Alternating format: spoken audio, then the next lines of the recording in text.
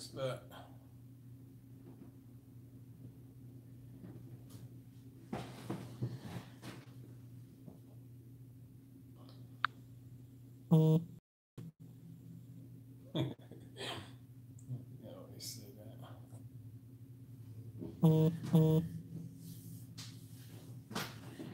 Yo, give me a mic check for me, man. You know how we do. Just give me something in the chat. Let me know. Let me know y'all can hear me. What up, Zed? Hold on, let me Oh, Deja, stop playing around. Deja, you a alias. You're alias here to test my resolve, I believe. Now, what's happening though? Let me show that battery's right. What up, Ricky Skizzios? What up? All right, man. So I need some good energy, man. Positive energy only. Good energy, man. Bring the good energy. Everybody do me a favor, man. Hit the thumbs up. What up, Latanya? What's happening? Hit the thumbs up for me, man. Good energy. Easy. What up? What up? All right. So, I just wanted to build on something, man. I'm feeling good, man. I'm super straight. Can't complain. You know what I mean? Had a good day. Peace. You know, son came through, was able to break bread with him. And we was able to get on this millionaire math tip. You know what I'm saying? What up, Bruce? And you know, able to talk some real estate and, you know, get him a plan of action and be able to get him started on some things and whatnot. So that was pretty dope for me always, you know what I mean? Those little subtle seeds, you know what I mean, that we get to drop and whatnot, that you know would take form somewhere along the evolution of these children's path and whatnot. I know for me, I didn't come back to really get the harvest of what my dad dropped on me until entirely too long, man. It was entirely too long. He was lacing me with stuff super early before the age of 10. And then I wasn't getting certain information. I just didn't come back to it until 40. You know what I'm saying? For real. I let all of my teenage years all the way up for real to 40 years old. You know what I'm saying? Which is very interesting, you know what I mean? Like, these cycles of humanity is noted far as, you know, you go study the biggest group of millionaires, you know what I'm saying? For women, it's like 58, men, it's like 59. Well, that's the average age. The biggest group is around, if I'm not mistaken, 65 years old, you know what I'm saying? And so it's something about as we get older and mature to the back half of our lives, we start to slow down and become more serious, you know what I'm saying? And it's just what it is. All right. And so, quick topic today: astrology. Why twins are different. And this is to me, it's a very interesting subject matter because it gets to look at the oxymoron of astrology. You know what I'm saying? So it's like, wait a minute. If two people are born, you know, on the same day, just minutes apart from each other. You know, in most cases, it could be the same rising sign, same parents, same locale, same everything. The chart is freaking identical, you know, but yet the lives of the twins are not necessarily identical, you know. So now this is interesting. I remember one time there was a video, somebody was asking, you know, a common person about astrology, and they were like, "No, I got the same birthday as Muhammad Ali." You know what I mean? Like, you know, look at me. And they use that expression to, like, you know, to invalidate it, like that it ain't real. How can it be real when I'm born as the same day as these people and yet they're doing X, Y, Z? And that's a pretty good assessment when you look at twins. You know what I mean? You know, again, different paths, different lives. And why is this the case when the chart is identical to one another, right? And so, you know, again, I got that twin experience with twin daughters, and one passed and the other one didn't. What's up with that? You know what I'm saying? And so the chart is just a cosmic blueprint of options that mirror yourself. That's all it is. It's a cosmic blueprint of mental options called planets that mirror ourselves. All right? And so what's happening is one person is choosing to activate, let's say, their career path. Let's just say, you know, whatever that energy is, and let's just say hypothetically they was born with energy in the 10th house. This is known as the southern portion of the sky. This is about career, ambition, goals, success, right? So let's say that, you know, one twin is just on their career path. That's them. That's their thing. And let's say both these twins were also born with energy in, let's say, the 7th house, which is relationships, you know, partnerships and marriages and whatnot. And the other twin is more concerned about, let's just say, chasing women or just being involved in relationships, and goes through their fair shares of ups and downs, you know what I'm saying, inside of relationships, while the other one is a little bit more stable, and definitely way more stable in the realm of when it comes to handling business. The other twin lives at, you know, sometimes go back and stay with a sibling and whatnot, and just seems to be a little unstable while the other one is stable. So it's not that the chart isn't real. We just have to, you know, the twin is just a perfect example to show you that our decision making is the ultimate deciding factor on what is to be. That's the thing. That's the part to know, that our decisions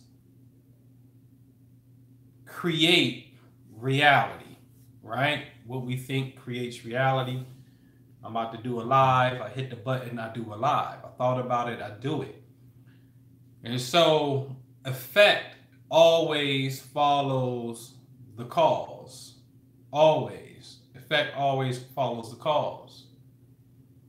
The cause will be intention. It will be what you're thinking about. What are you wanting to embark upon? That will be the cause. So it's not that, again, the science is not real.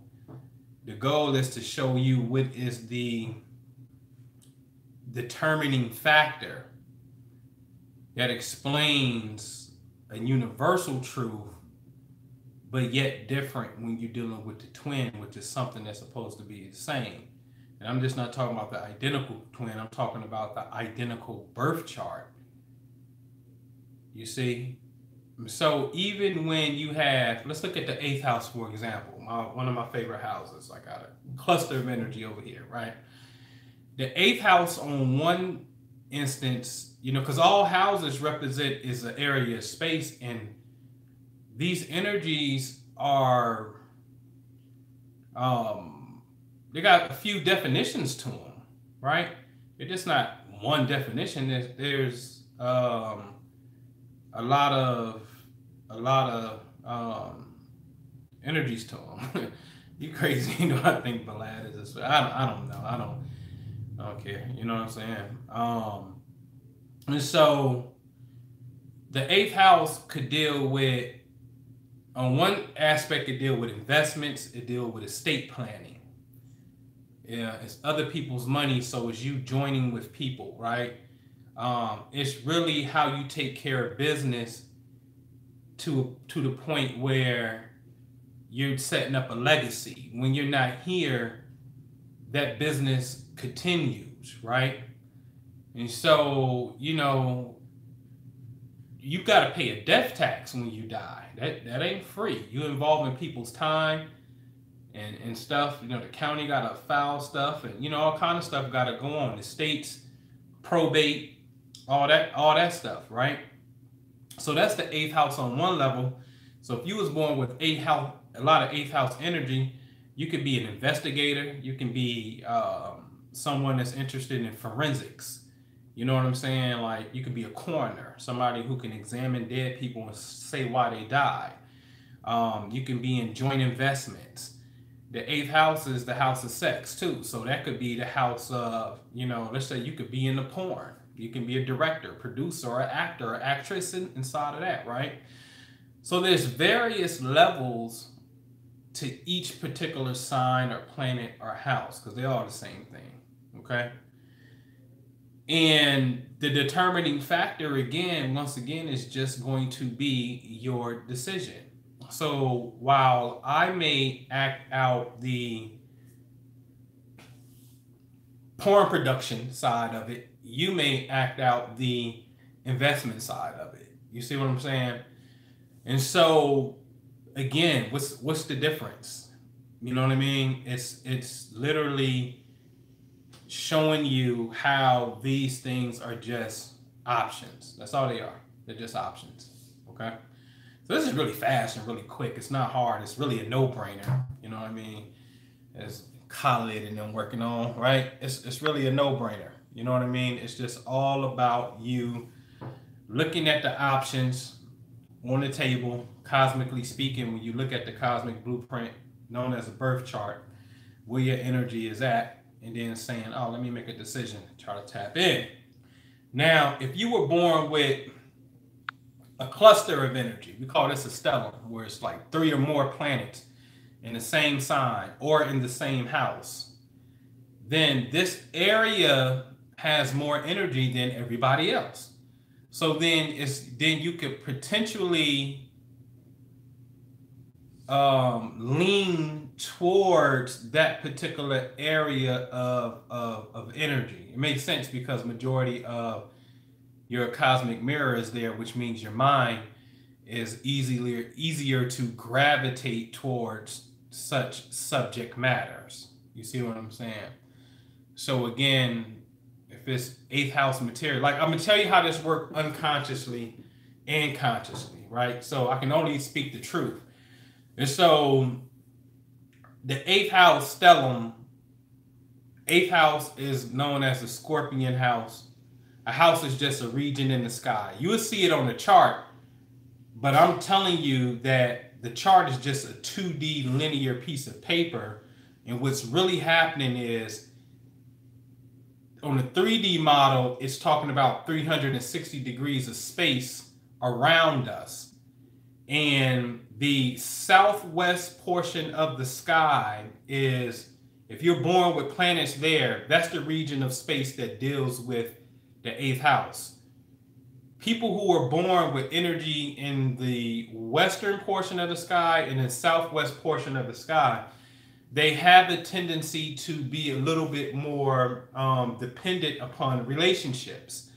They like relationships. I always say this is why it's super duper romantic for the couple to walk on the beach and look at the sunset in the western sky. Because the western sky is the portion of the sky that deals with relationships. This is Libra, when the sun sets. And the southwest portion of the sky is really Scorpio.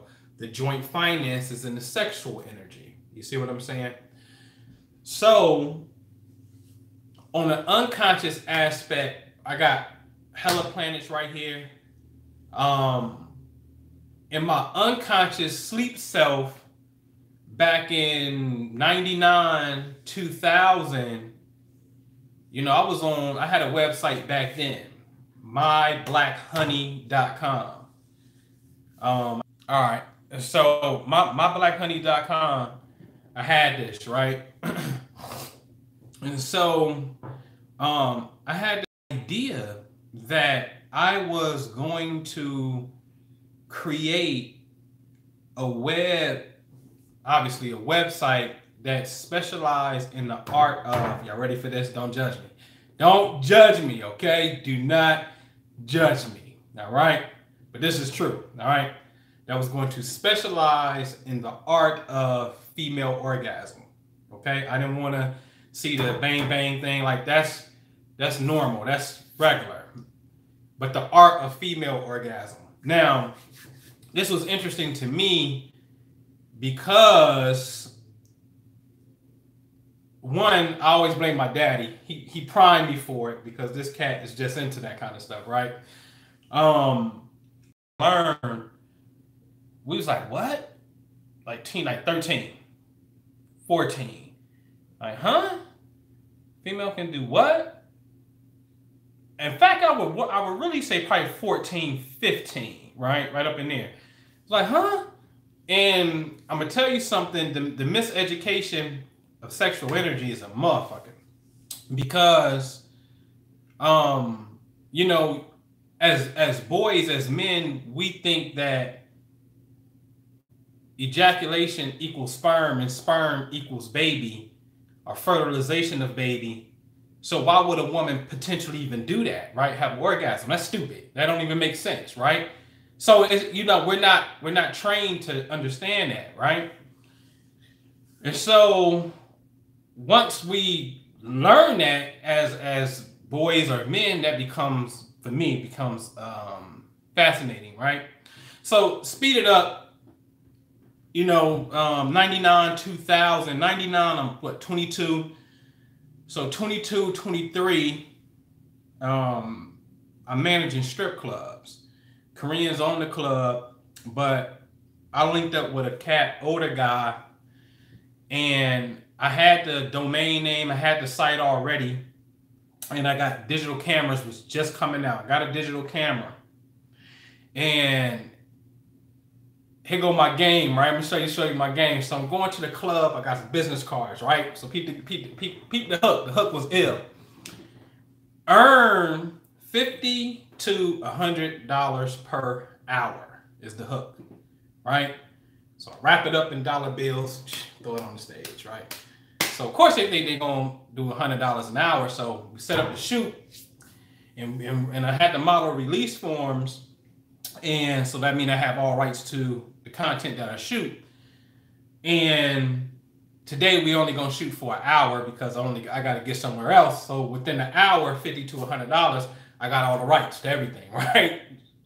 So this older guy that's there at the club, he calls the club, no. The club is the Gold Club. And, you know, I'm like, listen, man, this is what I want to do. I was actually angling him to, like, you work the club. I want to come in with the camera game. And we start discussing it, and we became partners. And he was like, man, let's call ourselves Scorpion Entertainment. It was interesting because Dark-skinned Drake in here in the chat, and he keep on talking about Scorpio, right? Now, I don't know nothing about no zodiac anything. Nothing, right? I mean, not absolutely nothing. And years later will pass before I get my awakening that says, look into this astrology thing, and then understand when I go research myself, oh, wait a minute, man, you got 3 planets over here in the 8th house that deals with this sexual energy thing, right?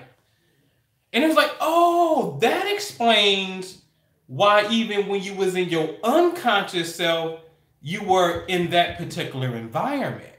So you're going to act it out whether you were aware of it or not. You see what I'm saying? And so looking at it and looking back, this is an excellent tool. This astrology thing is an excellent tool for you to go back and look at the decisions that we made and the choices that are there for us. And the more energy that you have in the same sign or the same house, that is the boss for real, because it's more, for lack of a better word, more top heavy on that side. And so like for me, for example, Mercury, Mars, Moon, Sun, all in Aquarius, man. Get y'all shirts. Get y'all shirts. Go to myzodiacshirts.com. Myzodiacshirts.com. All right. And so I'm 4 deep in Aquarius all day. Okay. And so then we only counting 10 planets. So now I gotta account for the other 6. You see what I'm saying? So then I got 1 in Aries. All right. And 1 in Sag. 1 in Scorpio, 1 in Taurus, 1 in Leo, and 1 in Libra. And so every other sign and house for me only has 1 planet or no planet. And there's 1 house, the 8th house, and 1 sign that has 3 or more planets in it. It just so happened to be my sun sign, Aquarius. So I would come off super duper Aquarian. 8th house, when I start to isolate it and see where the energy is sitting, it's like, okay, how does that come out? Well, the 8th house also deal with things that they would call the occult, the things that are hidden, or what they also call metaphysics, right? And so then I'm able to deal with those subject matters. Death, man, my own, I done died twice already on this plane. Straight up, twice. When Snoop Dogg album came out, I died from alcohol poison. Was totally gone in the abyss of pure, infinite white light that was so blissful that when you hear people talk about the NDE, the near-death experiences, and they talk about how they've been to the other side and it was just joy and they can't wait to get back, that's why. I've been to that side on 2 occasions. And even when you're dealing with alcohol, you're dealing with Pisces and drugs. Let's look at this for a minute. Pisces, drugs, Neptunian energy. It deals with drugs and alcohol, but on the other side, that energy deals with spirituality. And so this is why, because see, watch this. The 12th house, Pisces, Neptune, this is also a place or an energy that deals with confinement, lockup. So Malcolm X or Detroit Red goes to jail. He sees a vision, spiritual vision, and then he becomes Malcolm X. Same energy, right? So he went to the lowest side and then the highest side came through. What's the same thing? When you go through the drugs and the alcohol and the escapism, you're really escaping your normal conscious self, but you need to be looking for your higher self, right? And so even in that case, you really indulging in spirit. This is why when you see, I mean, look at this. 12th house is music too, this musical thing. This is why a lot of musicians do drugs, because they alter their state of consciousness and then they start doing that music thing because it's the exact same energy, 12th house, Pisces, Neptune, same thing, okay? And so, I've been I've been there, you know what I'm saying? And then the second one was doing an initiation I went through Kriya Yoga. Kriya Yoga, this was back in maybe 2 years ago. And when I was over Jew Granny house, because the initiation was on the outskirts of Chicago. So I was standing up there for a minute and was out of here. Literally fell up against the wall walking like I just was out. And I just remember having a smile on my face, and then they panicked and was shaking me, and then that's what kind of snapped me back into it. But I was out of here, you know what I'm saying? But that was for an alignment to my spine, because when I got home, then my back went out, and then I had the whole purpose of Kriya Yoga is to magnetize the spine. So I had to go through these series of events per se to get me to reflect back to get the higher message. You see what I'm saying? And so the twin is you. You are the twin, what we would call the right brain, left brain. That is your real twin. The twin is inside of you. Thought and action, or the male and female inside of you. That is your twin. What we would call the positive options in a chart and the negative options in the chart, because all energies carry a duality. All right. And so that's how it could be. See, remember this paradox. The ancients said that all is mental, and then they said all truths are but half truths, and all paradoxes could be reconciled. And I love that, because they saying that, you know, what you saying is true and is diametrically opposed to what I'm saying, but what I'm saying is true too. And my truth is just a half truth, and your truth is a half truth, and whatever we disagreeing about, that paradox can be reconciled as one universal truth. Very interesting. How can you do that? So you can do that because if I'm on the East Coast and I say, hey man, the sun has risen in the east, and you like, no, it ain't. I'm in Central Time. I don't see the sun as soon as the sun come up. So I'm calling you at 7 o'clock in the morning, but it's 6 your time, and I'm like, yo, the sun is up on the eastern horizon. You see it? And you like, man, you bugging. I don't see nothing. You lying. The sun was not up. And I'm saying the sun was up. So from my vantage point, it was. From your vantage point, it wasn't. You see what I'm saying? And we're both saying the truth. You feel me? And so all truths are but half truths, and all paradoxes can be reconciled. All right? You gotta understand that, man. All right? So the twin thing in astrology, know that it is your choice that is determining the options of choices that we're choosing. Because one twin is still going to do XYZ and the other twin is going to do XYZ. That shows you in of itself. Because if that's the case, see, this is how you know that we're not 100% under the influence of a planet. You know what I mean? Like, no, you can't be.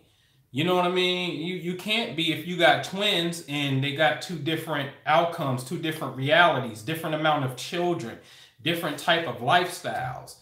It can't be that. You see what I'm saying? It just can't be. All right? So choice is everything, man. Just wanted to get that to you, man. So y'all got something for me? You give a lot. I do not. What about Nibiru? What energy does Nibiru give? So Nibiru, you know, it depends what your definition of it is. You know what I'm saying? Me personally, honestly, I don't deal with it. Simply because it's just not a constant inside of our reality. My earlier studies this was something that comes in as a, you know, from the side per se, and then swings out, and then it swings back in, and it's like this thing that intersects with our reality. I'm a fan of, not that it's not real, but I'm just a fan of simplicity to the best of my ability. You know what I'm saying? Simplicity. But, you know, again, it don't mean that it's not there. You know what I'm saying? You got the black hole in Sagittarius A that sits approximately 26 degrees Sag. You know what I'm saying? That's, you know, you can't see necessarily, but, you know, it's there and whatnot. I just like to be careful, especially nowadays where I'm at. This thing is like a spider web. The further you go out from the center, the more the hole becomes bigger and bigger and bigger.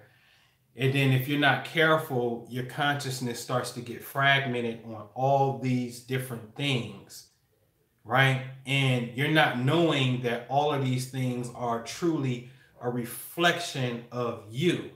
You're the center point. You know what I mean? To even, if you just, you know, if you looked at yourself on Earth and you drew a V, like that's your vision. That's your vision going out from yourself to the vastness of space and whatnot. So I don't like to go far out, because you're going, a lot of people leave themselves when they do that. In other words, let me be clear. we should know the internal mysteries of self before we learn the external sciences. We really should. We really, really, really should. This is why it was said, man, know thyself. So if you start off with, see, we already will start off with Jesus and God's and all of these things outside of ourselves. Everything is outside. We're never taught to reflect in.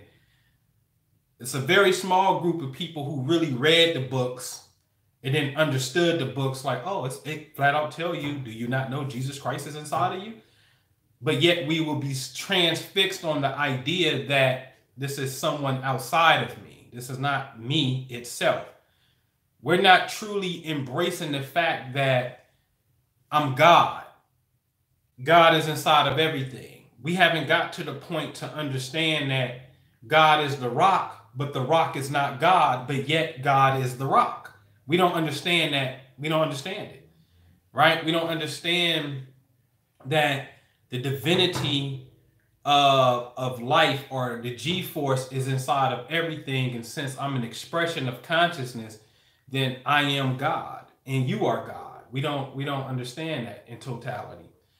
And so when we go through all these various different religions and schools, and we got to start Muhammad and these imams and Jesus and these disciples and Buddha, and we start going to and learning all these pantheons and people and folklore, we keep going further and further and further out. And that's dangerous, because you become confused. You never know it's yourself. You see what I'm saying? And you're going further away from home. And home is right here. It's you yourself. These are states of consciousness that exist within every single thing and stages that we all go through. And so to answer that question, I know that was long. I just don't like to go. That's why I don't deal with asteroids past Juno. I like Juno because it's a factor in relationships, but I just try to stay, let's strip it all back down to energy. What do you want in this life? That's the key. What do you want? And if we can get an agreement on what we want, then let's make that manifest, and let's everything else is everything else. All right. So appreciate you. Yep. So yeah, anybody else? You got one for me? Pull up your chart or something, man. What you got? Deja, pull up your chart. What you got? What's your specs? I screen you, Deja. What's your specs?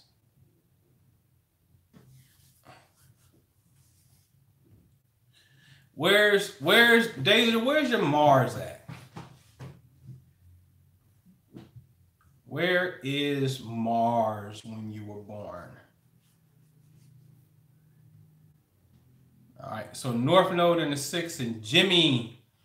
Woo-wee! All right, man. So here to learn how, man. You here to be of service to, man. That's like customer service. You literally could be on the phone, customer service rep type of thing. But it can go further than that. It's April 4th, 81. I'm gonna come back to that. April 4th, 81. So the Mars in the North Node in the 6th house is learning to work, be of selfless service, because this is the house of charity. You feel me? Health and hygiene as well. But it's also your day-to-day job. Gemini is, you got something to say. North Node in Gemini demands that you grow and you learn, and whatever you learn and whatever you have to say, that needs to be a part of your day-to-day routine, whether it's your regular job or whatever it is that you have to say. You really need to be like the spokesperson for some type of organization that you absolutely 100% are in alignment with. That's the self, because it's nonprofit in a sense, right? Man, not that you can't profit, it just needs to have that vibe of I'm giving back, and you need to be the spokesperson of that. But it also means that you could potentially grow and be some type of health teacher as well. You know what I mean? Fitness, something dealing with the quality of health. All right. April 4th, 81. So that's a year before or a month before my partner. Shit. Where you got Mars at, man? You got Mars is in Taurus. So you probably got Mars in Taurus.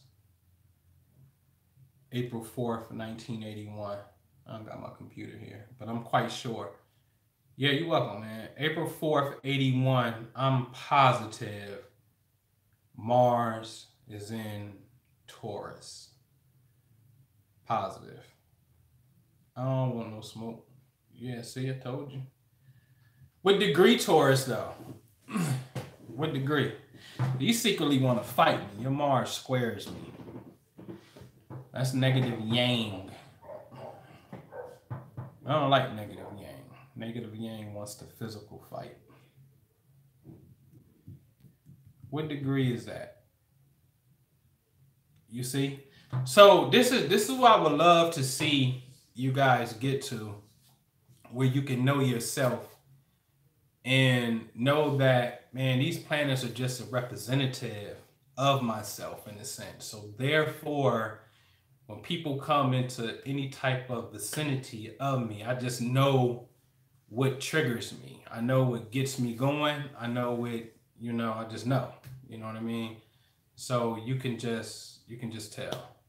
All right? You can just tell based off of your own energy. And you got to know it. All right? So if you got a question, shoot it to me. Shoot it to me. I just wanted to build with y'all real fast. This ain't going to be a long one. I want to get into this whole twin paradox. If you just now joined us, man, the earlier conversation is simple. Twins have different outcomes in life. It's not that astrology isn't real. It's the fact that these planets represent cosmic choices. They're just a mirror of choices. And all energies, all the signs have a multitude of definitions. And we've got the right of free will to choose which, which ones speak up about, to the things that we like. You know what I mean? What up, Carl? What's happening? You know what I mean? You know what I mean, Mean Gene? So, yeah. So if you got a question, feel free, shoot it. Y'all jumping in this Hebrew class with me? Gotta mark your calendars too. November 17th, webinar on karma and past lives. I want to show you the drama in your chart, how to spot the tension. But I give it to you free because that following Sunday, November the 18th, is a 4-week online Hebrew class. Teach you how to read Hebrew real fast, empower your mind, expand consciousness is always dope. Mars and Saturn, 16 degrees. Ooh, in Scorpio in the 11th house, man. So Mars and Saturn are considered the two bad guys of the solar system. You know what I'm saying? These guys are definitely rogues. You know what I'm saying? So Mars and Saturn and Scorpio, man, you definitely have, man, you gotta be careful, man. You gotta be real careful because these energies have been noted as malefic energies. So then Scorpio is sex, and then that's malefic sex. So disease comes with malefic sex. You feel what I'm saying? And so you got to be real careful how you deal with sexual energy for sure, because you may have sexual karma without a shadow of a doubt. So you got to be careful. Because, see, remember, man, Mars is burns, and then Scorpio is sex. And then Mars anciently rules Scorpio. So that's burning sex. You see what I'm saying? So that's even a great passion, desire type of thing, or it can translate to gonorrhea burning type of sex. You see what I'm saying? So you got to be careful, man, on who you select as your partners. The high side of that energy is for you to be very passionate, very responsible, because Saturn is responsibility. So it's very passionate, very responsible in sexual endeavors. And sometimes Saturn's energy represents the breaks, like no, it's limitations and whatnot. And I do know this about Scorpio energy. Either they 100% in or they 100% off. Either it is turned on or it's turned off. And that energy can be fixated on those things. It's either celibacy or porn star. You know what I mean? So it has this ability to go to extremes, because that's another definition of it, extremes and whatnot. But the goal is to be absolutely responsible and passionate, and as it pertains to joint finances, because Scorpio is joint money and how we come together, then you need to be as passionate and conservative over there as well.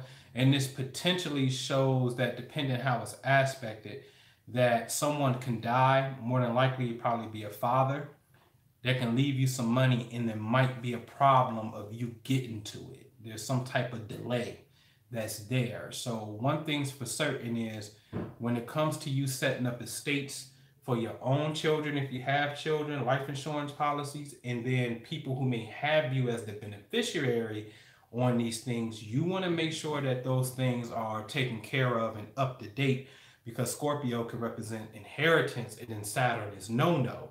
So then it's like, wait a minute, I got something, but I can't get to it. Why can't you get to it? Because you never knew that you had it, or you went through, whatever, name change, whatever. There's some type of delay. You want to handle that kind of business and be on top of that shit. And then you start getting into the high side of that stuff, which is, very powerful, great relationships, man. Powerful relationships that could be very prosperous and whatnot. But you got to be responsible. You got to be the boss of that. So the moon show in the daytime is just it's just depending on the phase of the moon, right? So you see the moon in the daytime, that's nothing. You'll see it. You just got to pay attention. It's there. Then you go through a period of time where you won't see it because it's too close to the sun. And then it's a period of time where it comes up at night. And so it goes through these cycles where within a month where you can see it. Yeah, you got it. So moon and Leo in the 12th house. Leo moon, I like Leo moon a lot. 12th house, JC. That's strong intuition. It's dreams and things of that nature. If that moon is not, or what we would call afflicted, then you got to watch out for female secret enemies, period.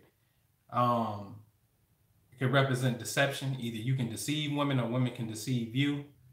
So you want to be real careful, because the 12th house is secret enemies and also poison. So it depends how that moon is aspected. If it's aspected kind of tough, then I tell people, be careful on what you put in your mouth from when especially what women give you, because that could represent, it's hidden. See, Leo is love affairs and fun, and it's romantic. And then the moon in the 12th, like the moon represents this woman, but then the 12th house represents deception and poison on the low level. So then there's somebody that's hating on you in a sense, or mad at you, that slip you a Mickey or something. So you just got to be mindful. The high side is to whether it's the inner feminine inside of yourself, which is your emotion and your intuition, your inner feminine inside of you is being cultivated through music, because that's a 12th house spirituality, meditation. Your romantic endeavors should be on the same accord. If you're in a serious relationship, then you still need to have fun, because Leo is fun inside of these arenas that I just named. And then also you can put your children inside of these arenas as well, because Leo deals with children. So the high side would be spirituality, music, poetry, mysticism. And to a degree, the 12th house has this element of like going to hospitals, and helping people in a sense as well. You know what I'm saying? Um, you'd be like a great candidate to help out with children's hospitals, because the 12th house is hospitals, Leo is children. You see what I'm saying? So you can have some type of like me, like St. Jude's is my spot. I love St. Jude's for what they stand for, what they do, the energy of them. One of my sons, they were very helpful. Um, you know, they do it at no cost to parents and whatnot. And, you know, I just like what St. Jude stands for. You know what I mean? So the moon in Leo is that kind of energy as well. You know what I'm saying? But be careful. Make sure that you're not really playing games and lying to people in a sense, because it could be you that's the deceiver, and then it comes back, you know what I mean, to hurt you in a sense. All right. So that's the moon. But I like the moon in Leo though. It's, you know, it gives it a little flair. Not that it needs any more flair than what it is. So yeah, if you got a question, man, definitely put it in the chat, man. I'll help y'all out with this thing. You know what I mean? I'll help y'all out with it. A great workbook to get, y'all. I got one on the website, myastrologycoach.com, shop tab. Just go to book. Self-activation workbook is dope. It was written for the whole purpose of you to look at your own chart and start writing sentences about yourself. You know what I'm saying? So it's like the first thing that I give people that comes in my mentorship. You know what I mean? That like study yourself, know yourself. So Scorpio moon, the moon is considered to be a fall here. It's a little harsh placement for the moon to a degree. This is that dark, because Scorpio has this dark mystical energy and whatnot. So the moon here could be dark women, or women that's into the dark arts in a sense. The lower scale is jealousy, possession, power control. So it's women who are, all right, my bad, man. Sprint sucks. So you can be like that toward when it comes to, you know, what we call possession in a sense. The high side is Scorpio is loyalty. So this is a loyal feminine energy. If you're a woman, and you could be real loyal. If you're a man, you can attract someone that's real loyal in that sense. The moon is also that aspect of us that deals with our psychic consciousness. And then Scorpio is, since it's a water sign, it deals with intuition as well. So when the moon is in Scorpio, Cancer, and Pisces, these people have this, their sixth sense is a little bit more heightened than the rest of people. All right. But it represents a woman, and to a degree, a woman in death, because Scorpio is death.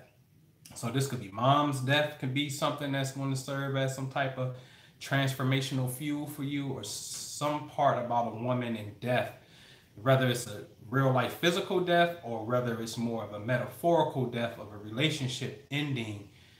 Something about a death, and potentially a woman, is transformational for you to really understand, and on one of the deeper levels. So get ready, because that's the energy of the coroner, the person who can examine the dead and come to a great understanding.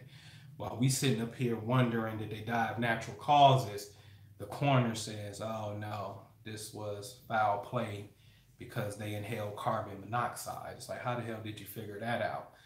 So when you have energy right there, that happens. You see what I'm saying?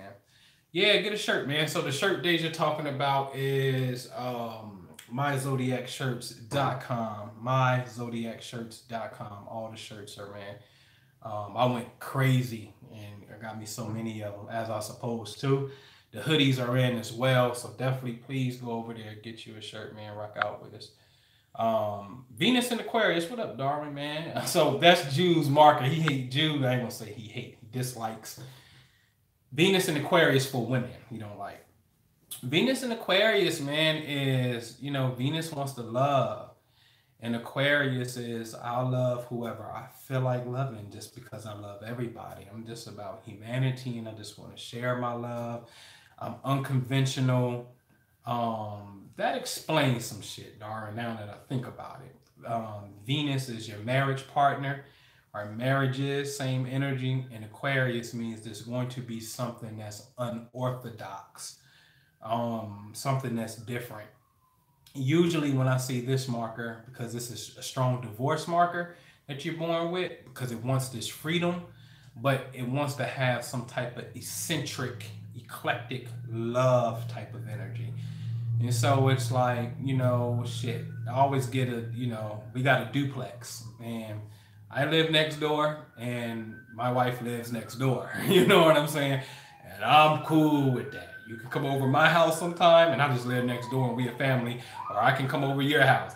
And sometimes I don't want to be bothered and I just want to stay at home by myself. You know what I'm saying? Like, that's the perfect scenario. I'm good with that. I'm good with distance and space because I'm Aquarian energy. So Venus in Aquarius, man, it represents this element that wants to have unorthodox relationships. That's just what it stands for. It wants to have unorthodox relationships. And it's the best I can say, man. Venus in Aquarius, you know what I'm saying? So for women, you know what I mean? It's like, women who got Venus in Aquarius, all but one, and she's pretty got her head tight, man. All but one. Like, usually they be on some shit, man. They be on this shit like, oh, well, if I sleep with you and I sleep with him, and I'm like, well, how do you know who the baby daddy is? Like, you got to use some type of measuring rod to figure out who the baby dad is. Well, it don't matter because we all a village. You know what I'm saying? That's Venus in Aquarius. You know what I'm saying? And it's like, okay, I get that, but it's like, wait a minute. We know you mom, but we're just trying to figure out who is dad. Dad should automatically know who is dad, just like you automatically know who is mom. And we just want to try to keep it on the same plane here. And Venus in Aquarius is like, it don't matter. We're all a village. And, so Venus in Aquarius is wild, man. It can be. It can be very wild. But it's a love for freedom and it's a love for people. You know what I'm saying? We love everyone, but can live. Right. Yeah. Like, see, Aquarius is about humanity, but another key word is individuality. Aquarius only does what's good, low key, because it puts the center back on what they did. But at the end of the day, they almost moaners. You know what I mean?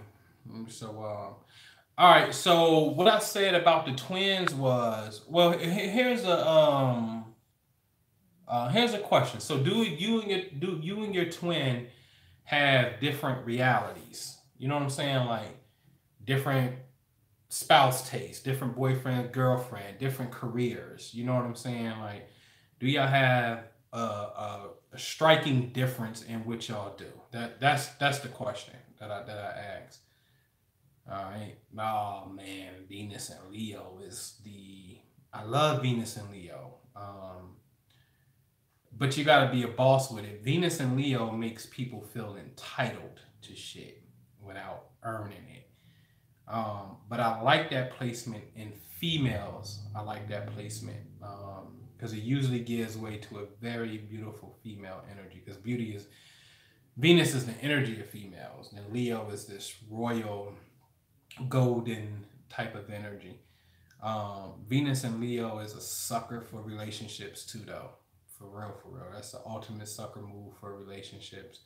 But that's not bad because, the Venus wants to, right, so you're the financially challenged twin, all right? Because Venus just wants to be in a relationship and Leo wants to love and have fun. You know what I'm saying? So these two combinations I like. So it's a very strong placement. Just have fun and a lot of creativity in your relationships. And it could work. I like that placement a whole lot. So you're the financially different careers. I do accounting and he does engineering. Right. So two totally different things. Right. So what I was saying about the twins was, on the surface, it'll look like, oh, wait a minute, astrology ain't real because here go two twins born minutes apart. One's an accountant and the other one is an engineer. See, and one got kids and the other one don't. And my whole premise is the birth chart is just showing us options of how we think. You see what I'm saying? It's just showing us options. That's it. And so you can have energy in, let's just say, the second house or the eighth house, something that deals with strong financial markings, the eighth house. And let's say even another aspect of the eighth house, because the eighth house deals with hidden things that make everything else run. The eighth house deals with sewers and pipes. It's it's the stuff that you don't see in the house. It's behind the walls that is making the whole house flow. You know what I'm saying? Water coming, right? So water, I'm saying water going in, water going out. And so, that twin could be the one that's more into, engineering. You know what I mean? The mechanics of making something work. So the whole point is just, hey, the chart is showing you options that you're inclined to do, and some of them are you're less inclined to do. Some of them is stress points. Don't mean that you won't ever be successful, but it's just, hey, stress is in this area if you go here, and then some of it represents ease is over here if you go here. And it's totally up to you to decide how you want to approach it and where you want to go. Do you want to go with ease, or do you want to go with the hardness? Because you can't avoid it, especially Saturn. Saturn represents the hardness, and I know this dude represents success. At some point in time, you're going to have to buckle down and really get in tune to wherever Saturn is at. I highly recommend it. It's a must, because it's really the one that deals with the accumulation of mastering the physical plane. And so when you get into the mysticism of the 7 days of the week or whatever, and the Sabbath or the Shabbat, that's Saturn. 7 chakras, as you said, that each chakra takes 7 years to develop. So 7 times 7 is 49. That's the year of the Jubilee. Okay? And so Saturn being the last planet that you can see with the naked eye. You can see Saturn. Like outside in the evening, or when the sun sets a little bit, you'll see the star outside. It's not a regular star. That's the planet Saturn. You can see Saturn with the naked eye. Anything past the gatekeeper, you can't see. So Uranus, Pluto, Neptune, you can't see him. So he serves as the final stop. And then when you understand those outer energies, which are really spiritual and way more mental than anything else, then you can't really advance to those outer realms until you master the inner realm. And that's why I said earlier, you have to understand the inner mysteries of self. You should know the circulatory system. And I'm not telling you that you got to know what lipids and salts and chemical compositions are. But I'm telling you, we all should have a very base understanding of how the mind, the brain, shall we say, how the brain computes consciousness, streams of thoughts, ideas, sound, light, vibration. How does the brain compute that? Like I hear my neighbor's dog barking. So when I hear sound, then I know what sound does. I know that my thalamus gland is the all-seeing eye, and it directs all incoming stimuli, sound, touch, sight, everything besides smell. It directs all stimuli to the correct portion of the brain. This is like the traffic cop. This is the information desk, the all-seeing eye known as the thalamus gland. And all of this shit is happening so fast at a nanosecond. And that at the same time, when I hear dog, my memories is going off. The hippocampus is going like, okay, the dog that's a bark. And then if I was scared of a dog or something, then that memory of why I'm scared of a dog gets triggered. And now the hypothalamus kicks in to produce a chemical and send this order over to the pituitary gland, who instantly kicks up the chemical and say, hey, I need to produce ACTH, you know, and dump this into the bloodstream real fast because this nigga's scared of dogs and he got to get up out of here. You see what I'm saying? And so, yeah, you know what I mean? So we should all know how consciousness works. And the more that we know our inner selves, the breathing and things of that nature, the more that we can truly become the master of ourselves. You see what I'm saying? Where a lot of people are not masters of themselves because we can get swayed easy. You know what I'm saying? The you know, bitch, what you doing, bitch, bitch, you want me? You think you stupid ass bitch? You know what I mean? Like when I look at, no disrespect, like sometimes I look at stuff, you know, because I love entrepreneurial things. But sometimes I watch Black Ink, you know what I'm saying? Because it's successful in a sense, but it's also crazy as well. And, you know, it's a lot of people who are just not masters of themselves, easily emotionally swayed and things of that nature. But the point is, we need to know ourselves. So we can get to know ourselves and then study the cosmic mirror of ourselves, the birth chart in that sense. It becomes very beneficial. You know what I'm saying?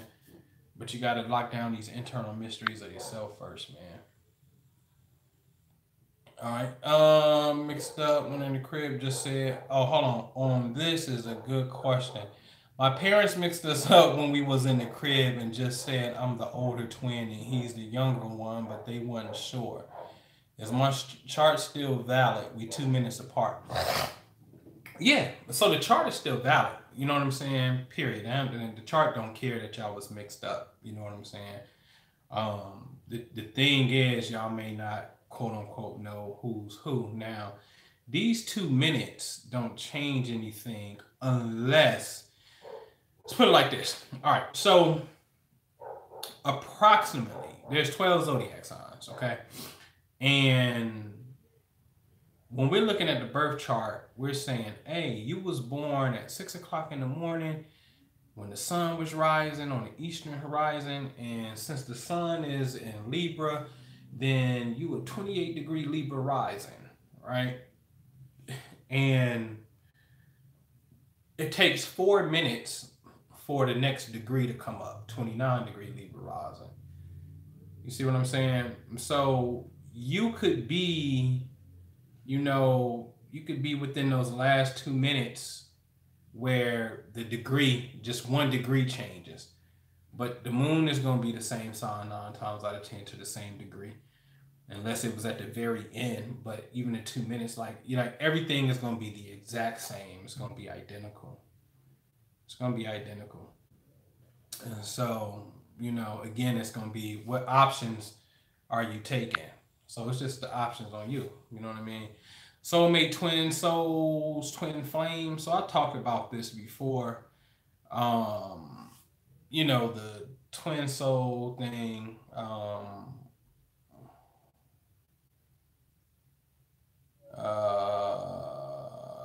Well, thank you very much. So the soulmates, twin soul, twin flame thing. All right, so here's the skinny, man. I talked about this. I think I talked about this yesterday, man.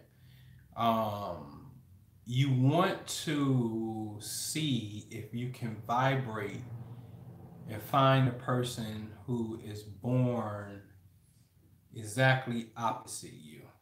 This is going to be like your cosmic mirror in your twin. I know this for a fact. And when I say twin, they're going to have family members whose names is the same as your family member. You know what I'm saying? And so, you know, that's just real. So if you understand that we live in a circle, 360 degrees in a sense, and that means we got 180 pairs. And if you can find your pair who sits on the opposite side of you, just take your birthday on the calendar and count 180 days. That's going to be the day that's opposite you. You can give or take if you meet somebody within 2 days of that day, because we got to fit 365 days into a 360-degree circle, they're very close and very well could be, because we live in an egg. We don't live in a perfect circle. We live in an oblong circle. So we got to rectify these 5 days, 365 days to fit within 360 degrees of reality. And so the twin, I'm going to tell you, is on the other part. The soulmate, in a sense, there's markers for that I love. But to a degree, everyone is a soulmate because everyone interacts with your soul. What we're really saying when we get into this dialogue is we're looking for the person that gives us what I call EC. Extreme compatibility is what we're looking for. That's what we want. So when we say C, this is why Twin Flame later came and said, let's trump that soulmate thing. But what really can trump your freaking soul? Are you kidding me? Like, the soul? There's something deeper than the soul? Stop playing with me. So what we're really saying at the core is, what relationships will give me extreme compatibility? That's what we're really saying. And then that has been termed soulmate or twin flame. Fine, no problem.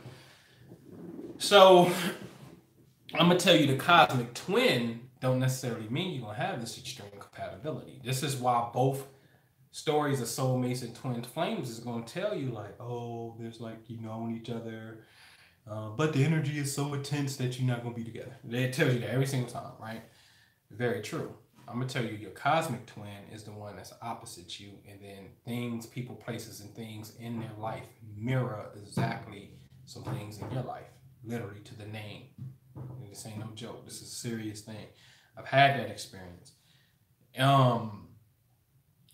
The EC, the extreme compatibility, comes in where people are born on, they got energy on the same side of the solar system when they were born, for real. And so what we're really looking for is for someone, I'm going to show you how to find this cosmically, some of it. You're looking for someone who has energy that is no more than 2 signs away from you. At most 4. But I don't even like going that far, but 4 is called the trine. All right. So like, for example, I'm Aquarius, Juice, Gemini, that's 4 signs away. Both are air signs. So it's intellect, ideas, conversation all day, every day, real easy flow. So that's 4 signs away, no problem. But in relationships, it is nice to have, for example, somebody was like, I got Venus and Leo. It would be nice to have a partner who may have the moon in Leo, in the exact same vicinity of space where Venus was when that person was born. This is called a conjunction. This means that we share the same cosmic space, right? We share planets that were in the same areas of space. And truth be told, this is really the familiar energy that we feel with people. And this is why there is magnetism that exists. Okay? Now, I caution you because, as I explained this before, somebody could be born with energy on the other side. I mean, direct opposite. And do you know, I'm going to tell you what a lot of people don't tell you about this science. If I was born, me, with the sun in Aquarius, technically that would mean that the Earth is floating in front of the Leo constellation when I was born. Sun's in Aquarius. Okay? Let's just say that, you know, that's the case. All right? So then, if when I meet a Leo, which is opposite Aquarius, then they were born with energy in the exact same spot where the earth was when I was born. And I feel that. And it's called, you look nice, you look good. There's some chemistry that's there. But since we call it opposition,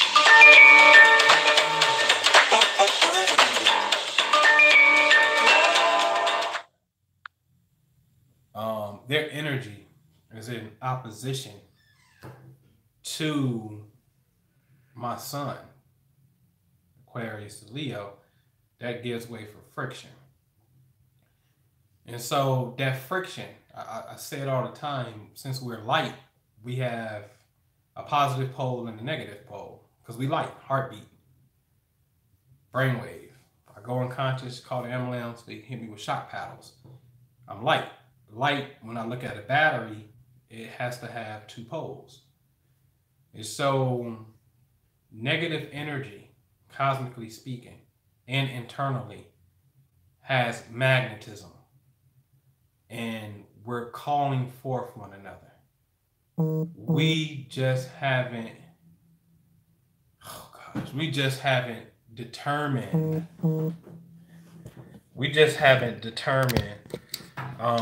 what that flow is. All right, sorry about that. I had to log in real fast and take care of some quick business. So yeah, so the law of magnetism, man, is forever at work. You know what I mean? And so soulmates, twin flames, what we're really looking for is we're looking for extreme compatibility, man. That's all it is. You know what I'm saying? And we need to learn how to be able to determine what that is. EC. You know what I'm saying? So you know, you wanna see, here's the thing. This is what you gotta do. You go to astro.com, you sign up for free, right? Once you sign up for free, you look at the bottom of the chart to the right, and you're gonna see a column that says CFM FAEW. Pay attention to FAEW, which is fire, air, earth, and water. And you want to count these 10 planets, right? And you can count your rising sign if you want to, if you know what time you were born. You got to know your time in order for you to count the rising. But take the rising out and just count the, it's up to you. You can count the rising if you know what time you were born and count the 10 planets, all right? These 10 planets were somewhere. So for me, I know that out of 10 planets, I know that if I go to Aquarius, I got 4 planets in Aquarius, none in Gemini, 1 in Libra. So I got 5 in air. When I go over to the fire element, I got a grand fire trine in my chart. So I know I got Saturn in Leo, I got Neptune in Sag, because it's a 14-year group of people who got that. And then I got Venus in Aries. So now I got 5 in air, and then I got 3 in fire. These two are the masculine gender. These are the ones that says, yo, I got to be active. I got to go. I got to create something. I'm an entrepreneur. Let's get it cracking. I can't sit still. Let's move. I was always that kid. Like I was as a peewee, like literally as a peewee, I was always outside before everybody else, always out the house, always gone. I so many movies that I never watched. You be like, dude, you ain't even black. It ain't even possible. I don't get, like, that ain't my thing. I was always on the go. And then I got the remaining 2 planets, Uranus and Scorpio. That 7-year group of people. That's me. And then Pluto, not Pluto, Jupiter and Taurus. Lucky me. That's only 1 year group of people. Sometimes only 11 months. So, you know, so only got 2 in the feminine, and then I got 8 over here. So I'm very, very fire and air driven. So therefore, fire women, like if I see like Aries women, Leo women, Sagittarius women, like I've always attracted fire women. And this is what I'm saying. When I learned this science and I look back, like, well, shit, my high school girl through high school, she was Leo. First baby mom don't count because nigga was getting out of jail and shit, so I ain't gonna count. She Capricorn, but second baby mom, Aries, wife, Sagittarius, cool ass older chick I was kicking it with, Gemini. When I just started reflecting back, I started seeing like, yo, I attract fiery type of women, Leos, like always, like it's like clockwork, it never fails, because I got fire energy, and that's my energy, that's my cosmic makeup. So what you do is you learn what your elemental makeup is by adding up, and it's right there for you on astro.com. Throw in the birth chart, look at fire, air, earth, water, count the number of planets, and see what element has the most. If sometimes people are a little balanced, 4, 4, 3, but that wouldn't be balanced.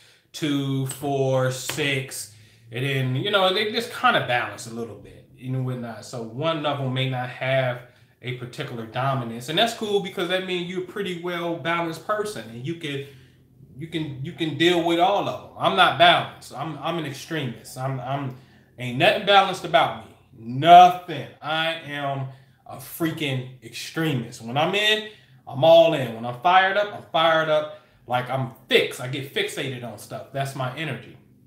And so once you learn your energy, then the laws state that the fire and the air, they're compatible. And then the earth and the water, they're compatible. So once you understand your cosmic makeup, where your energy is, then you can start looking back at your own relationship or looking out into the future of knowing what is the best energy that's suitable for you. Now, here's the thing, man, because you got to ask yourself, the cosmos is homo, because fire and air is masculine and they tend to get along better. Although I may be seeking an opposite gender, I'm really looking for somebody who has that spark, that has that same elemental energy that reflects me. You see what I'm saying?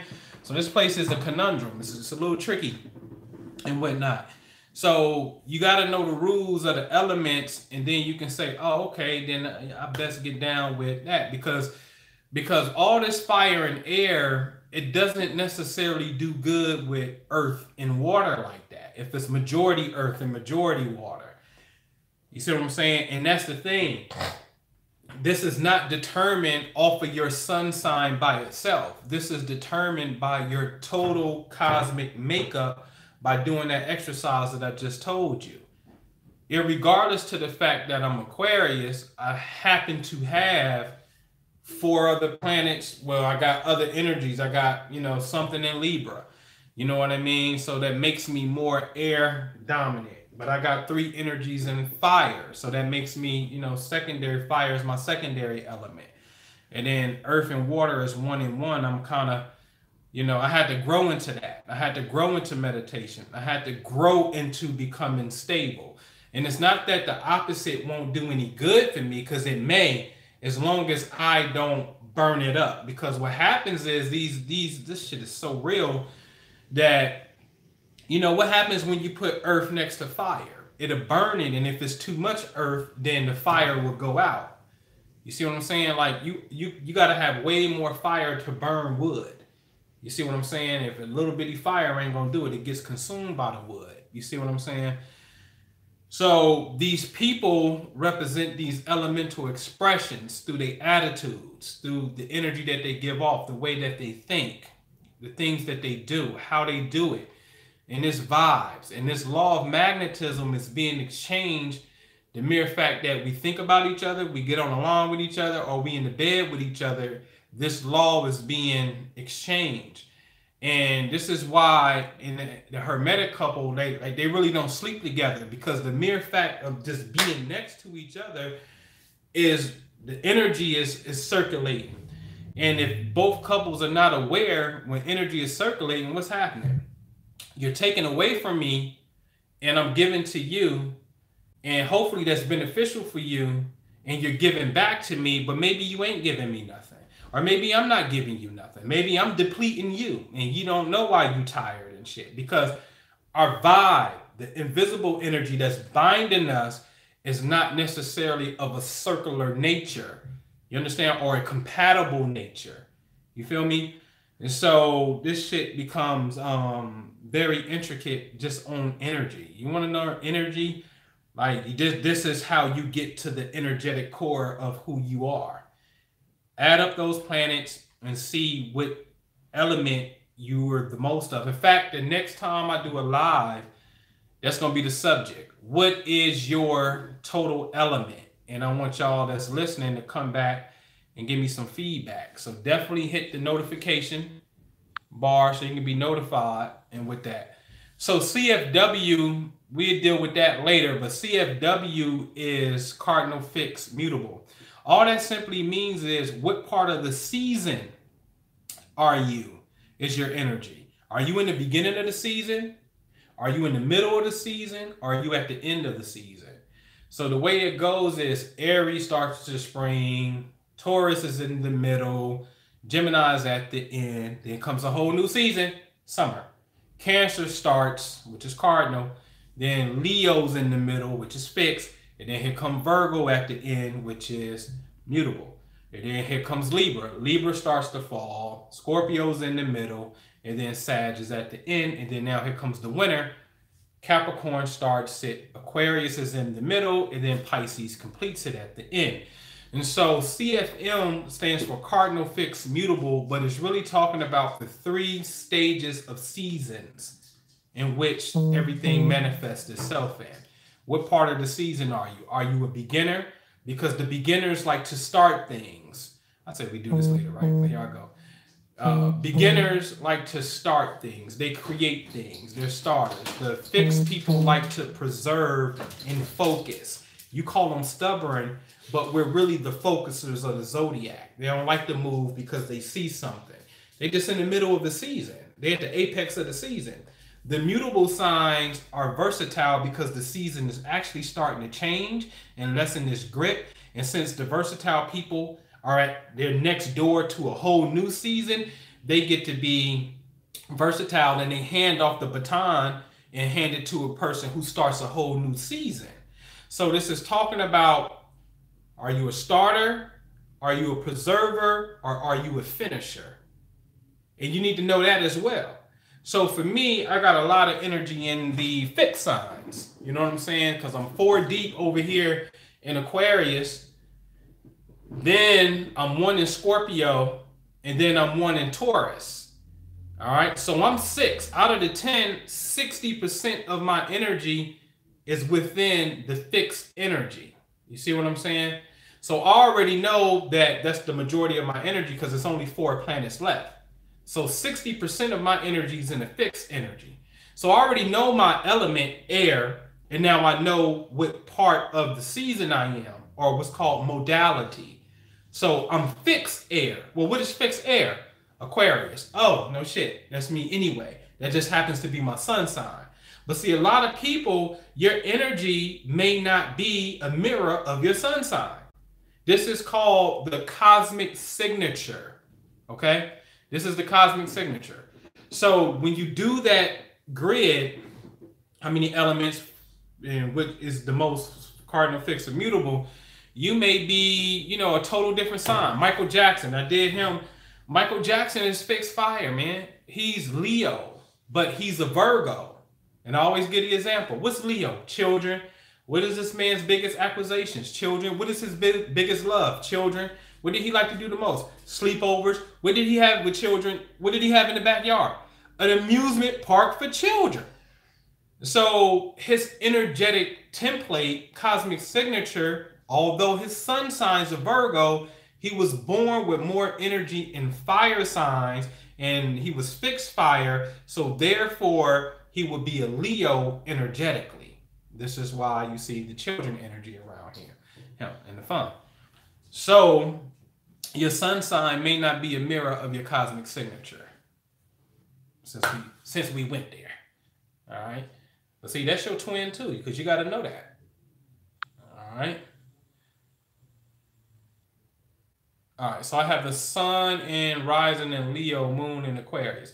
All right. So that's pretty cool, which means it's potentially you're a full moon baby. At some point in time, either you on the eve of the full moon, the day of the full moon, or the day after the full moon. Or if it was a lunar eclipse that year. And that's not too bad because this could represent balance in a relationship. But the key here is potentially your male and female energies are at odds with each other because the moon and the sun represents, that's daddy and mommy. They're supposed to be together. They shouldn't be beefing with each other on complete opposite sides of the spectrum. So you're definitely going to have to strive to have what we would call balanced relationships and not to have conflict. And this also could be a conflict between mommy and daddy at the time of conception. All right. You could be the product of makeup love. Seriously. That can happen. All right. But you want to balance that inner female and that inner male, and then also strive for balance in relationships. All right. Moon in Aquarius is a little detached though. It's a little, it's not the traditional emotional thing. It's more about logic and detached. Yeah, a key word for Aquarius is detached. So it's like, oh, you don't care. It's not that I don't care. I just don't get roused up that way. You know what I mean? So that's something to look at. That's something to look at. What y'all got, man? I'll take a few more. I got 3 minutes. I do an hour and 30 minutes with y'all when I get out of here. What time is it? 7 o'clock.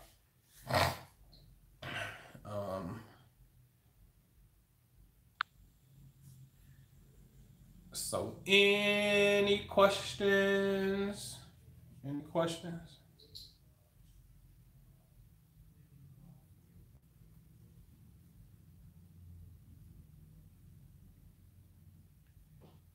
Any questions? Any questions? Come on, shoot them to me real fast.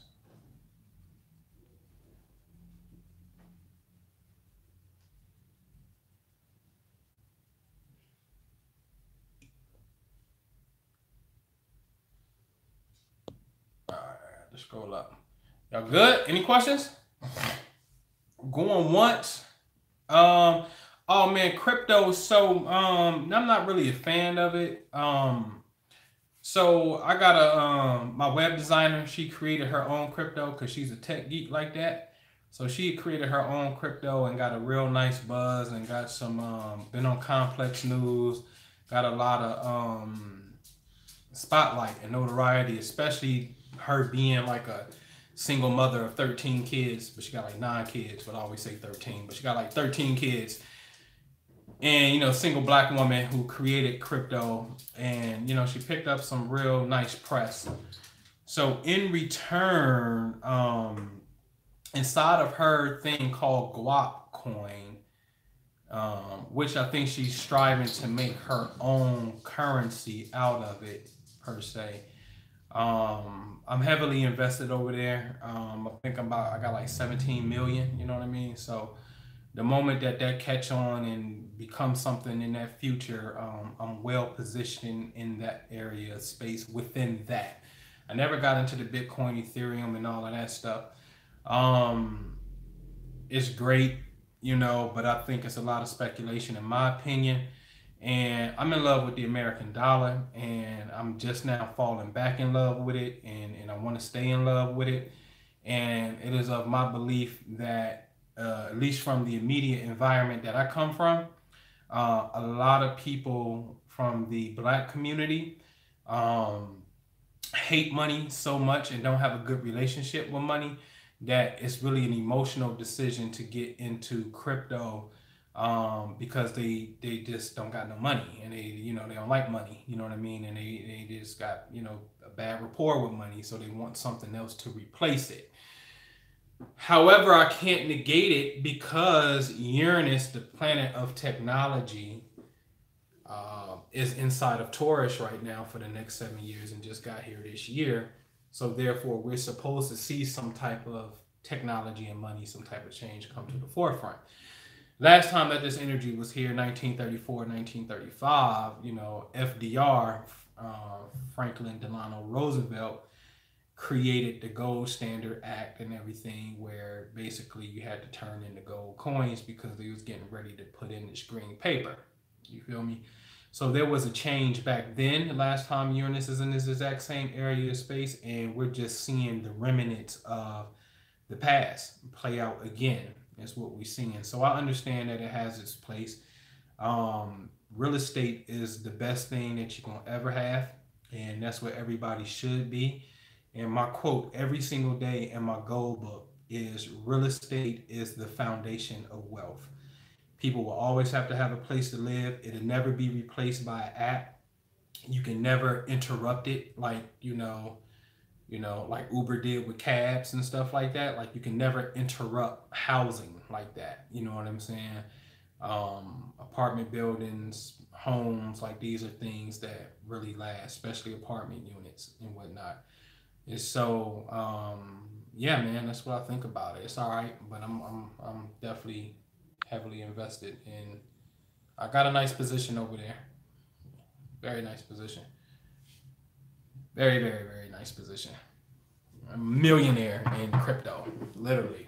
Not Bitcoin. I don't care about that, but I'm in her crypto, and I'm all for the creation of something new and coming from the ground up with it. I just like that journey. I like being able to be a part of something that you take from nothing and turn it into something. You know what I'm saying?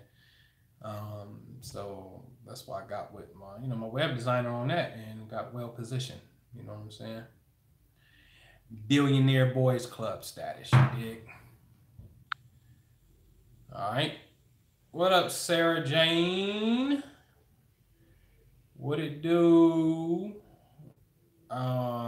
Kay leaving. Howie Benjamin made this beat. Can you put on Astrology by Hovey Benjamin while you talk, please? I don't know. I guess I don't. I have to look into that. Hovey Benjamin. I gotta look into that. I never heard that before. All right. How Pisces rules the Earth again? Did I say that? Pisces rules the Earth?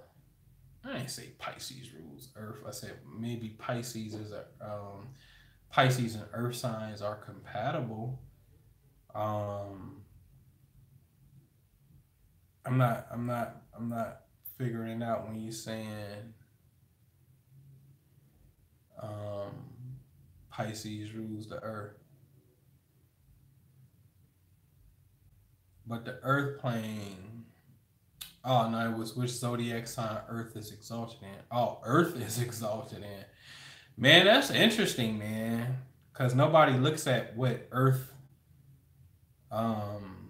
does its best standpoint from, you know? So, man, that the Earth is exalted in? First of all, where's the Earth's home? Does any of the zodiac signs, does the Earth rule any of the zodiac signs? That's the question. So, man, that's a good question, man. That's a good freaking question.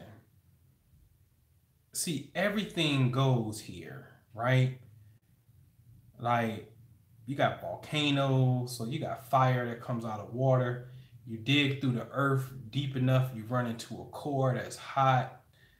You know, you got this invisible air thing that gives way to fire. Like, you got oxymorons here, man. You got objects that shouldn't fly. You just got, real weird here, man. To a degree, if I had to say the Earth was somewhere, man, I would almost say Aquarius, and not to be biased, only because the Earth is unpredictable and you got too many free radicals running around where everything goes. You know what I'm saying? Like, we live in, like, stuff can be so cold that it burns. You know what I mean? And it's like, huh? How did that happen? You know what I mean? Like, it's the oxymoron here.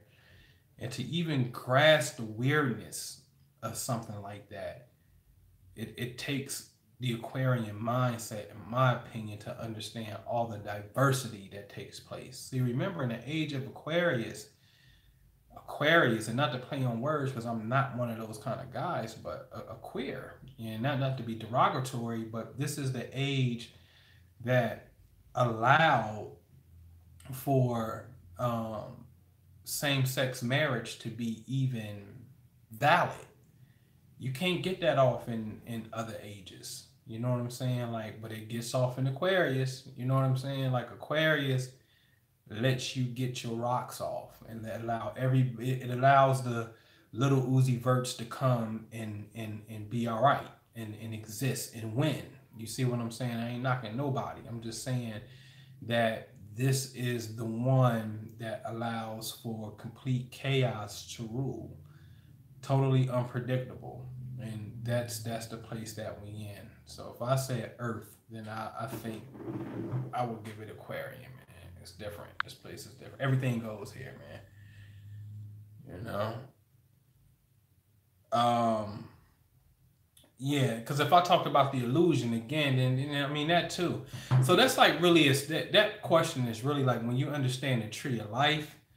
You know what I'm saying? We be talking about you know, what's at the top of the tree? Is it Neptune or is it Uranus? And I give it Neptune all day because Neptune is like the psychic illusion. You know, it's you think the sun rise because that's what it look like, but that shit don't rise. You know what I'm saying? Like it don't rise, it don't set. You see a half a moon. Like, why can't you see the other half of the moon? Like, that's crazy. Like, what is that? The moon don't change sizes. So this is the place of illusion, which is that Neptunian thing, for sure. And then imagination is trumps everything. You know what I'm saying? So I'll put Neptune at the top. But this place is Pisces and Aquarius, the Earth is like right there. Them two, for sure. And that's because of Uranus and Neptune. When you understand those states of consciousness, the Earth is a perfect resemblance of that. Even when you go and you look at it, what the planets look like. You know what I'm saying? It looks like that. You know? It looks like those blue. The Earth is blue. And like Neptune is blue. Uranus got a blue effect too. You know what I'm saying? So them blue planets is crazy. They're crazy. You know what I'm saying? They're a little delusional.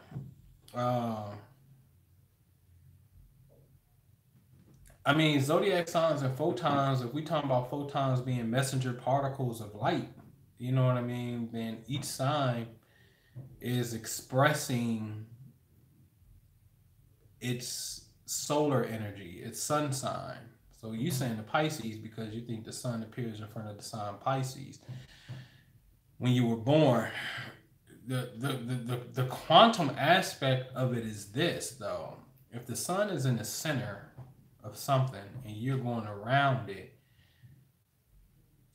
I always like to use the wall clock model so you can see it. Like if the sun is in the middle of a wall clock and that's the you know, the nail on the hand that's, you know, that's holding the two hands together and it's in the middle, and that's the sun literally in the middle of a wall clock. If the earth is at the 6 o'clock position, it looked like the sun is in front of 12 o'clock. So it looked like the sun is in front of the 12th sign, which is Pisces. That's what it looks like. Right? That's a fact. And so next is the earth is going to move over to 7 o'clock position. And then the sun now is going to look like it's directly in front of 1 o'clock, which is Aries. Right?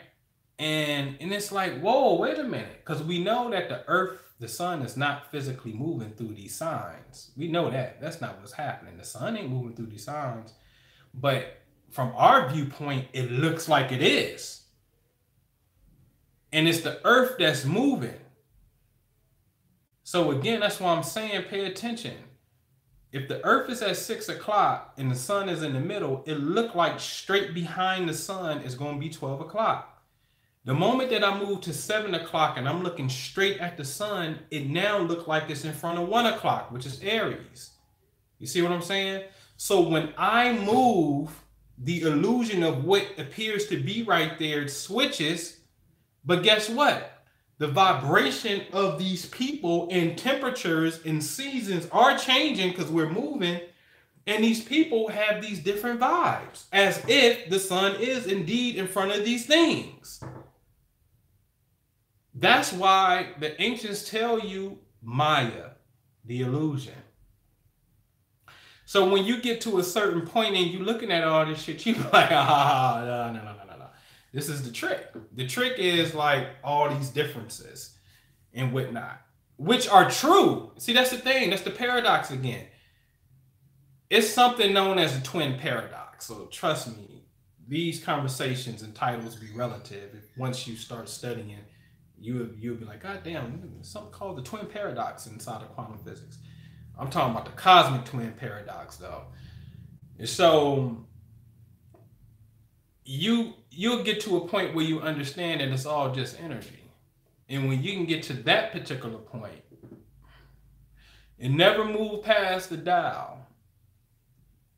It's either masculine energy or feminine energy. And what does that mean? It means it's either electrical or magnetic. What do that mean? Either you're sending it or you're receiving it. I don't never gotta go past that point. I know what's congruent with me. I know what hits my rocks off. And anything less, I don't have to get into nothing. I can just be. So when we become content of just being and just observing the play, it becomes very beautiful. I'm not in the game. I'm God. I'm watching the game. I'm watching creation. So if I say this sign and these two people, they don't even really get along like that. And then to watch their interplay and to watch the random event pop up in their life that pits them against each other is very amusing and funny as hell to me because I'm observing as God. You see what I'm saying? And so the illusion gets you when you get invested inside of right and wrong. There's no such thing. But it is a such thing. You gotta really understand that. There's no such thing as right and wrong for the simple fact that what's right for you is wrong for me and vice versa. And then I got every right to change my mind and say, nah, that is wrong for me too. And now that it is right for me. So I can live on both sides. Don't fall for heads or tails when you are the coin. God is light that exists in between two poles. Don't play yourself and be the dancer on one of these poles. You're God. You exist in between. I discovered that truth understanding Hebrew. And I close with this. Yeah, I got to get in this Hebrew class that's coming up. Mark your calendars. All right. Mark your calendars. Hebrew, what is it? November the 18th. November the 18th is a Sunday. It's going to be the Hebrew class orientation. But I'm going to give you my webinar, Karma and Past Lives, where I'm going to go in the chart and show you drama in the chart. I give you that free. That's the 17th. That's Saturday. So in Hebrew, each letter represents a number, has a numerical value. And Adam is 45 when you add up his name, and Eve is 19. And instead of adding them up, in Hebrew, you really want to subtract two states because, or names. When you subtract these things, you get to find the difference. Remember, you don't want the sum total, you want the difference. That's where the game is at. The game is in negation. The game and the mystery is in understanding what exists between the 2 points. So when you're traveling somewhere and you got to travel 520 miles to me, do you say 5 plus 2 is 7? That's not what you do.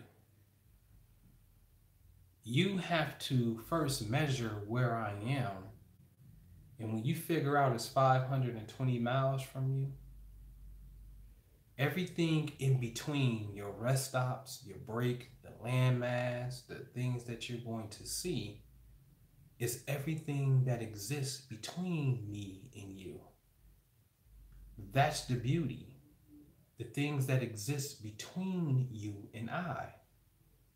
So when you take 19, you subtract that from 45, you get 26, which was the sacred name of the Tetragrammaton, the Lord's name, what we call the ineffable name.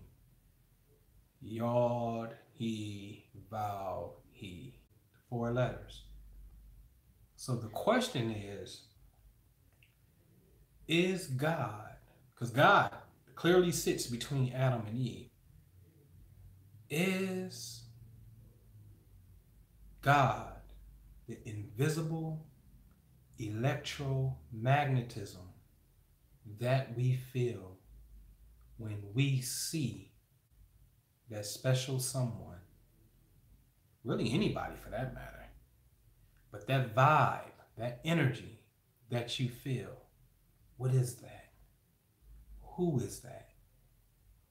The process of negation brings much wisdom. I got a whole notebook on doing these particular things and how the number, which in Hebrew would equal a word, will equal something that I was looking up that has some type of relevant point to the 2 things that I put inside of the equation.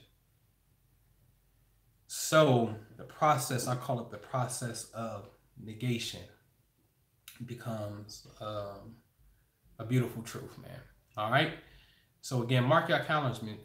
November 17th, Saturday. Go to myastrologycoach.com. It's a webinar. I'm going to give it to you free if you enroll for what's on the front page, which is the November 18th Hebrew class. Teach you how to read Hebrew in 4 weeks. The first week I'm gonna give you the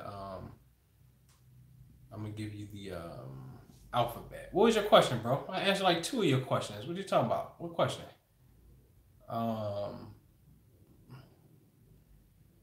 What are you talking about, man? What are you talking about, man? Who asked me? Let me see. Yeah, Lex. Yeah. What's the question? What's the question, Lex?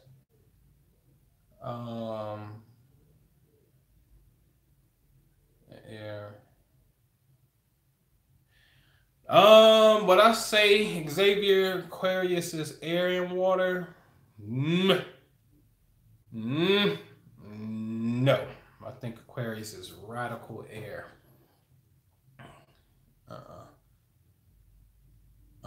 I want to give it that. I don't see your question, bro. What is it?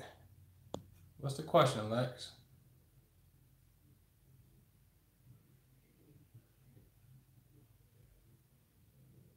That was a question? What'd you say? No. So I don't think, when I say Aquarius is an air and water sign, like how Scorpio is a fire and water sign. So Scorpio goes through, anciently depicted was like the phoenix bird,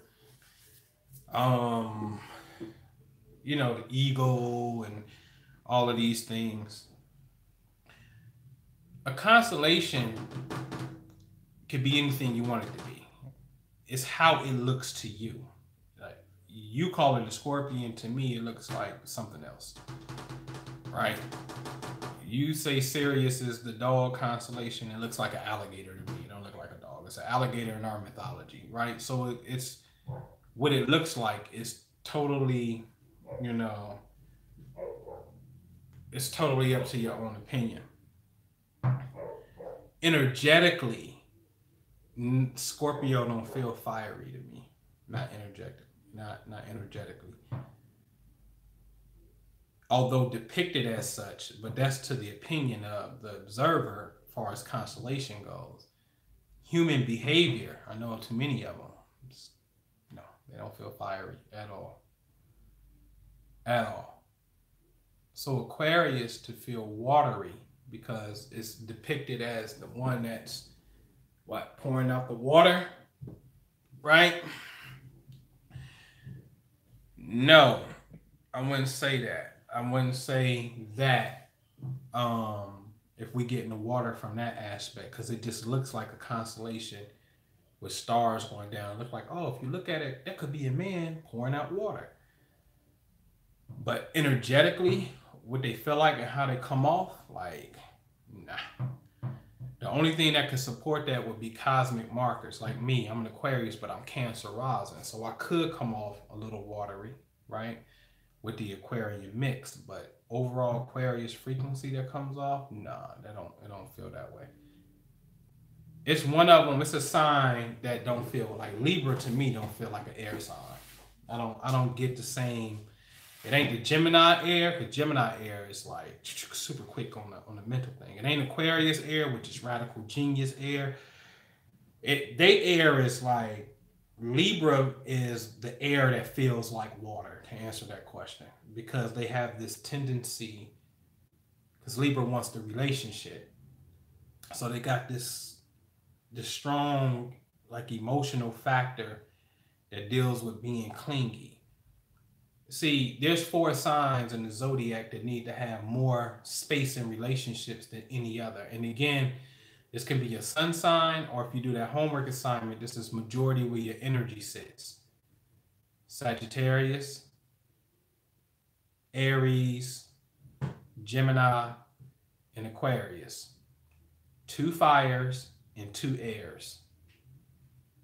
See, Leo is a clingy fire because it wants the love and the romance and the attention.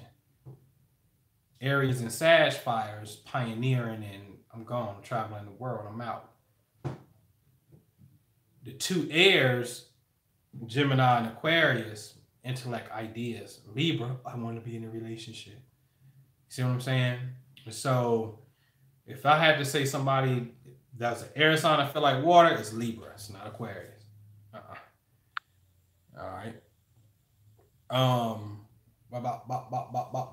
Do you think Aquarius can tap directly into light in real time? Yeah. I mean, when you say tap into light, yeah. I mean, we can all do all kinds of things, man. Everything is light. But like, can we do phenomenal things? Absolutely, we can do phenomenal things. We can do, whether you touch somebody and you convey energy and they no longer sick, and they've been sick, you know what I'm saying, and they ain't sick no more. That's a conveying of energy, of light. Or whether you take a picture and then you got light around you, you know what I mean, that's light. Or whether you say a prayer and lights open up in the sky, you know what I'm saying, that happens. All right, so here go the final one. The lottery is only swelling up because our attention is on it. And so put your intention on it, man, and y'all shouldn't miss a beat when it comes to this lottery thing. Keep making it swell and like literally magnetize it to yourself. You know what I'm saying? Because, you know, in the beginning, when we put this together way over a month, it wasn't nowhere near like this. So this is like the biggest it's ever been, because it's a concentrated effort to purposely do something with this thing. And when you win, just kick back 10%. Be happy. Be in your day like shopping. What you gonna do? You know what I'm saying? Spend your day on what you gonna do. And that's the homework assignment. That question right there. So Venus is pleasure. Venus is attraction. Things that you like to do good. It's just really pleasing yourself. The lottery, you winning the lottery is going to please something. You need to figure out what is that. So tomorrow you need to spend all freaking day like, yo, I am on a mission to please my senses and the things that I love to do for myself. The car I want, the house I want, the trip to Bora Bora, the long amount of stay, the Ritz-Carlton I want to stay in, the properties I'm gonna develop, you know what I'm saying? You know, it's everything that you want, all of the pleasure. You know what I mean? Like, y'all gotta get on this science of putting your mind in that place where it really believes what you want, and really being true to that, and then draw the energy to yourself, man. All right. So I see y'all. I gotta make some phone calls, man. Appreciate y'all. May do something tomorrow, but do that homework assignment, the cosmic homework. Go to astro.com. You want to go to fire, air, earth, and water. When you throw your chart up, look at that grid, and then you are to count how many planets and see what element is your predominant element. That predominant element is going to give you your energy type. Okay, and then we can have that conversation tomorrow. So please do that homework assignment so we can have interactive dialogue. I'll catch y'all on the next one. Hebrew is the 18th, November the 18th, but it's on the front page of myastrologycoach.com. And I'll do the Hebrew class. I'm gonna give you the free webinar, Karma and Past Lives, which is on the 17th of November. Absolutely free when you do the Hebrew class. All right, so get to it on myastrologycoach.com on the front page. Peace.